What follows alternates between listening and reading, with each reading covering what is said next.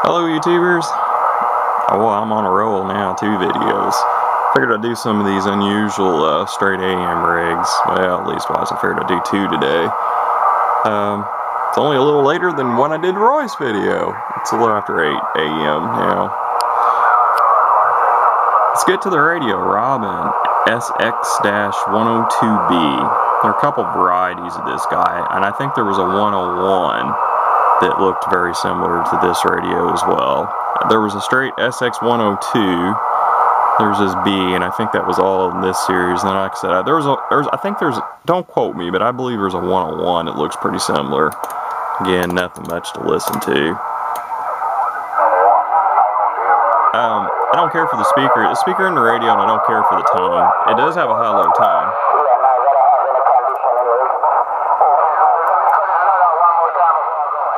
It's one of those radios sounds a lot better with an external speaker on it. This one I picked up, I do believe last summer. It came off of eBay.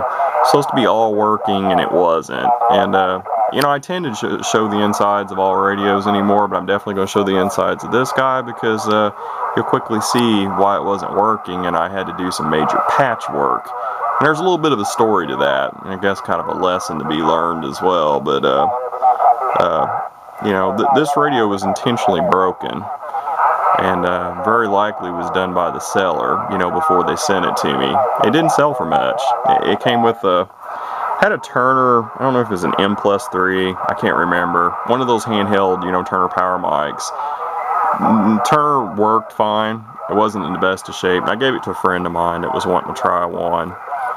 You know, I really didn't have any use for it. I tend to use bass mics. Anyways, this guy's a straight 23 channel. Pretty cool looking. That's the PA function. Well, no, it's not, because it does have a PA button. So I'm not sure why in center selection it just shuts the channel selector off. That's kind of unusual. Usually that's PA when that happens. It's kind of a multicolored Christmas tree looking guy. I think it looks kind of cool. This is I'd say probably mid-70s radio. Probably one of the models not too long before the 40s, you know, came out. That's just my guess. A lot of controls for a straight AM. You know, it's got volume. The squelch is also the A&L. When you click it down on the off position, you turn the A&L on. Click it on, it's on. It has RF gain, and I think it pulls out. Well, it says RF gain SWR cow, but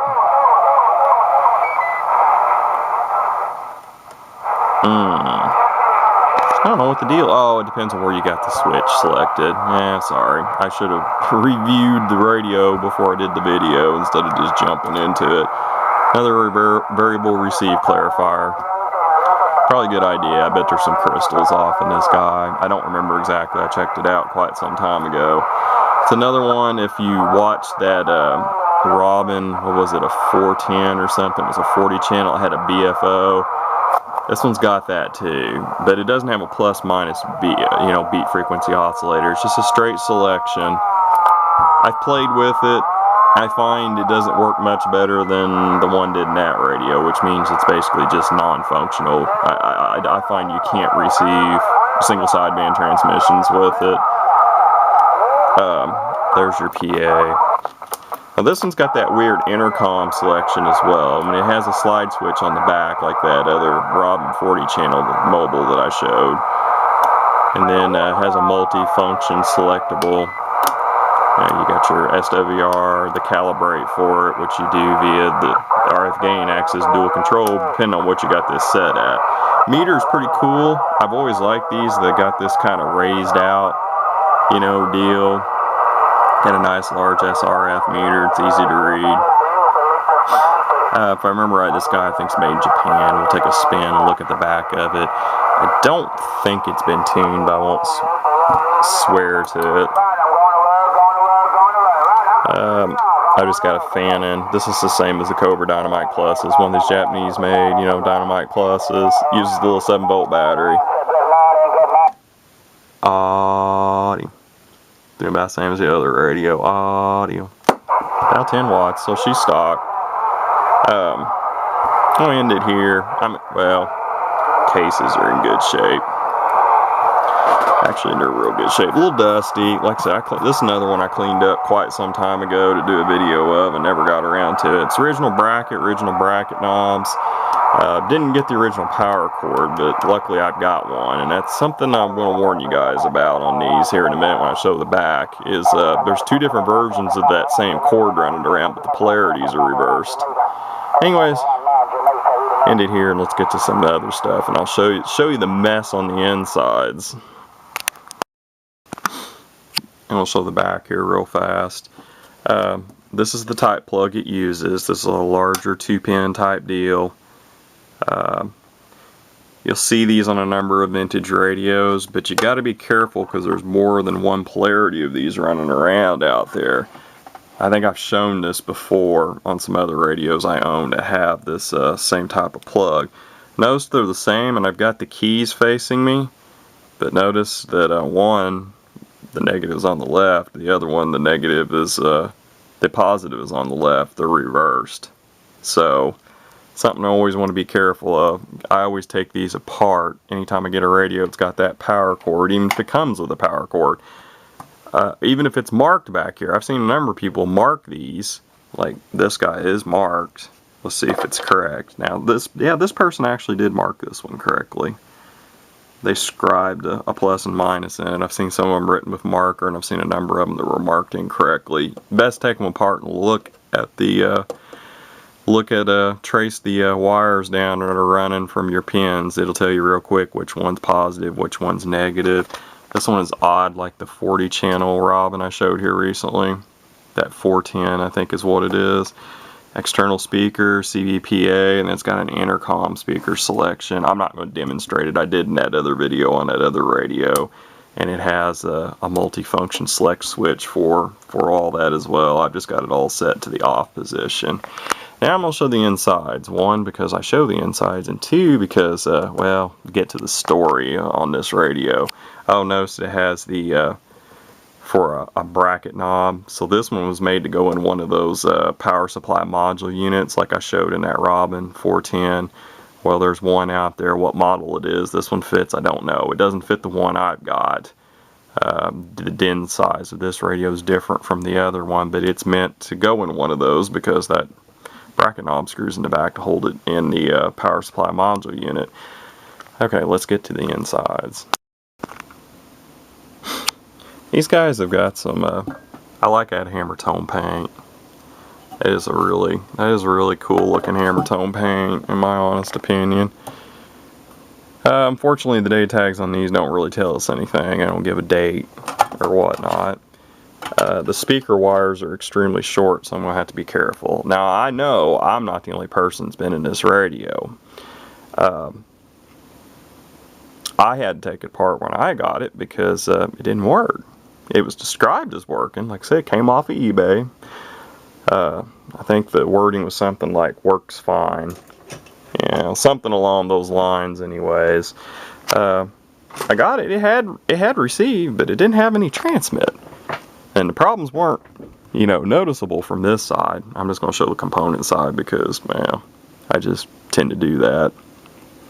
Of course, she's got a relay. Most of these vintage guys like this do. Got your crystal mixing banks for channel synthesization, channel mixing. Turn it around. That's probably audio transistors. Probably driver and final about over on this side. I'm just guessing. I haven't looked at a schematic on this guy, but that looks to be pretty logical guesses. And like I said, always trace these power plugs down to make sure you get the polarities right.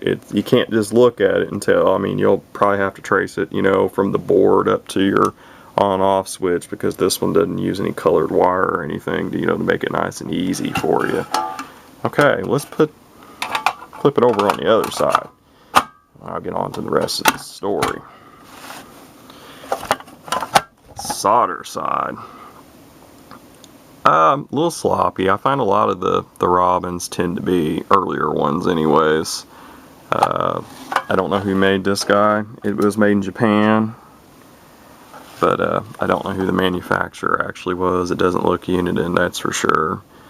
So I don't know. Yeah, it even says Japan on the board. Got a board number, which doesn't mean anything to me. I quickly discovered over here why it didn't work. I don't know how well you can see that in the video. That is completely busted. The board's broke all the way through. There's a board support screw. These little jumper wires are my patches. I patched all this to complete these circuits and did some solder bridges. This tab was bent down, and that is a solid metal tab too, and it was bent down. There's no way that this was done in a vehicle. This was intentionally done. There's no way you're going to bend this solid steel tab down. I think I've already shown a quickie of the cases, but look, cases ain't damaged. You know, top, bottom are not dented in the least bit. They're perfect. So somebody took this radio apart and literally smashed it. And I did a little bit of messaging with the seller to kind of feel them out. I was kind of tactful, you know. I wanted to kind of let them hang themselves, and I feel pretty confident they did it. And I left them the feedback that I felt that they deserved, you know, for such a deal. I didn't return it. I could have.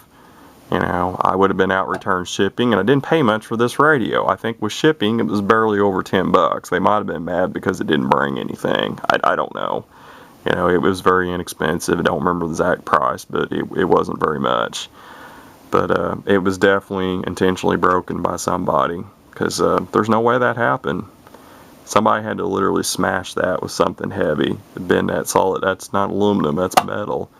Tab and bust. These boards are pretty thick in these older radios. So after I patched everything up, it does work fine. But you know, that's just wrong. Any way you look at it, that's just utterly wrong. But I think that pretty much does it for the story on this guy. These ain't rare. Maybe uncommon. I don't even know if they're really uncommon. But yeah, they're just kind of unusual. That's basically what I call them. But the Robyn SX-102B. I don't know what I'll do for the next video. I've got things from old, you know, from the early days of CB radio to, you know, more modern later, you know, sideband units and stuff too. So heck, I've got some amps and stuff to show too. A little bit of everything. But anyway, 73s everybody. Sorry for the ramblings, but kind of want to tell a little bit of the story of this mess. This is the kind of thing you can run into, and not just on eBay. I've been in this hobby for a long time. I've seen a little bit of everything, and there are people that will intentionally damage things. There are just some hateful people out there.